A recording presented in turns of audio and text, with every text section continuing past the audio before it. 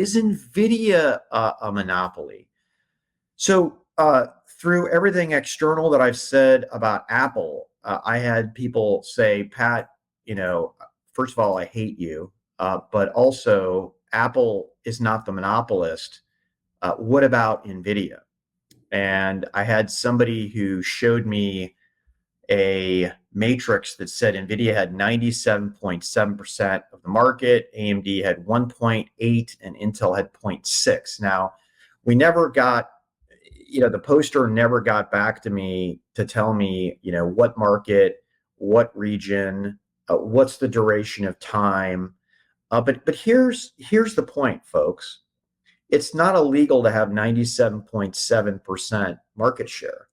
What it's illegal to do is use that monopolistic power to squash competition, raise prices, or reduce innovation. And as we talked about on this show, you have to have a well-defined market, right? What is the market that a company would be a monopolist in? And oh, by the way, even if you have 50% globally or 25% globally, if you have 75%, actually 50% is the bar here in the United States, that could be the case. So with NVIDIA does a lot of things, right? They're certainly not the AI. They don't have the AI monopoly because AI goes across smartphones, PCs, and the data center. People could say, oh, they have a monopoly in data center training, which, by the way, statistically is correct. But remember, it's not against the law to have monopoly market share, right? You have to have the durability test too. The one that the Department of Justice used against Apple was essentially said, you have had this monopoly position for a decade, okay? And with NVIDIA, I don't know, has it been a decade? Probably more along the lines of 5 years. Now, if you can't show how they reduced competition. Now, with that said, at the other side of my mouth, I just want to say that NVIDIA does need to be very careful to make sure it doesn't, let's say, restrict certain accelerator vendors onto their software and APIs, right? And it's kind of like a similar Apple conversation, which, by the way, other posters about Apple said, Pat, you're an idiot. The government can't force a company to open up its APIs to its competitors. Well, guess what? Newsflash. That's exactly what the US government did to Microsoft, is it forced it to open up APIs to competitors.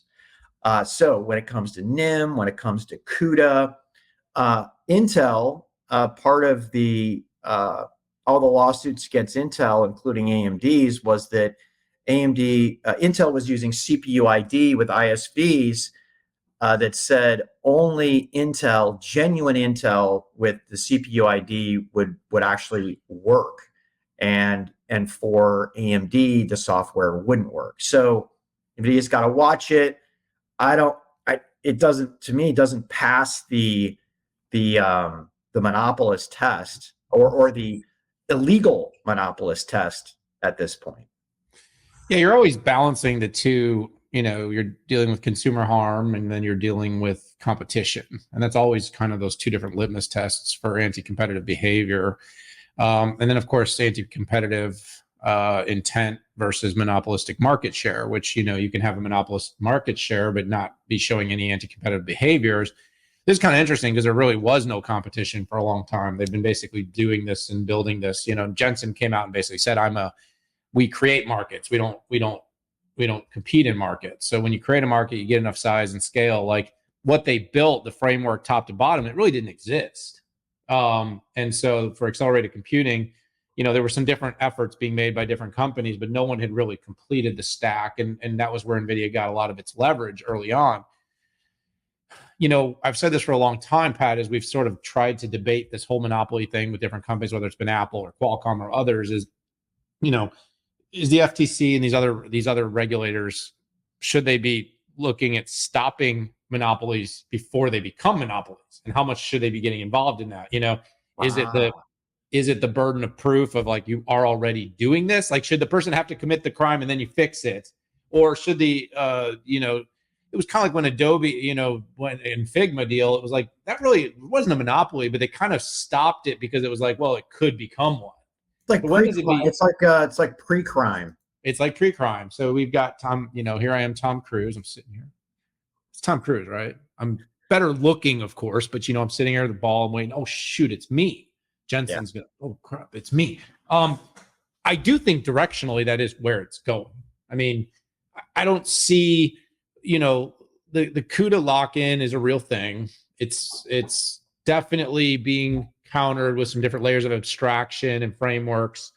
Everybody's trying to address it. There's not a lot of there's been a lot of optionality for hardware. There's some different compilers out there that are enabling, but the fact that it's very, very hard to move applications for accelerated compute from one hardware to another could be seen as something that is somewhat monopolistic. I think if anything, it's sort of the systems approach. I think someone at the Broadcom Investor Day called it an AI mainframe, was what they kind of described it as. And I think the fact that they're going to the point where it's almost impossible for anyone in the supply chain of Nvidia to make money besides Nvidia. And that's going to be an interesting inflection as that continues to proliferate through the market, right? They are uniquely outpacing every other company. No matter how much value is added throughout the supply chain, they do take up the majority of the BOM. Again, that's not monopolistic in itself. But if there's no way for people to sort of build it, so this is where things like Ethernet and different EFA, like what different companies are doing to build, the networking part, which NVIDIA is trying to cram into the quote unquote AI mainframe, the cabling, the box, the power, everything that, as it goes and becomes more consolidated. But the consolidation of the hardware added to the software, added to the immobility of the data and the applications does create some level of concern that it could become a monopoly. What I say is not a monopoly now. Could it become one? Yes. Is this going to be something we'll keep debating? Absolutely. I think we'll know a lot better in about a year when we start to see some capacity, some indication of how much other hardware is being deployed in the market, that we'll have a better idea if this portability of applications is real, and if in fact Nvidia is on its way to monopoly. But to their credit, congratulations on winning 97.6% of the GPU market. There's a lot of competent companies that have not competently been able to develop competition in a meaningful and immediate fashion. Not easy to do, and that's why they have this kind of power right now. It's good, man. I don't know if it's 97.7 of the GPU market. It's probably 97.7. I think it's 97.6 of the data center. But anyway. Yes. Sorry. Hey, ask your data center GPUs. We're not talking about gaming GPUs right now. Will you get your data practice and start? I have an AI chipset data coming out in end of May. I'm so excited for that. And you know what? Even though I didn't do it, I'm still going to talk about it.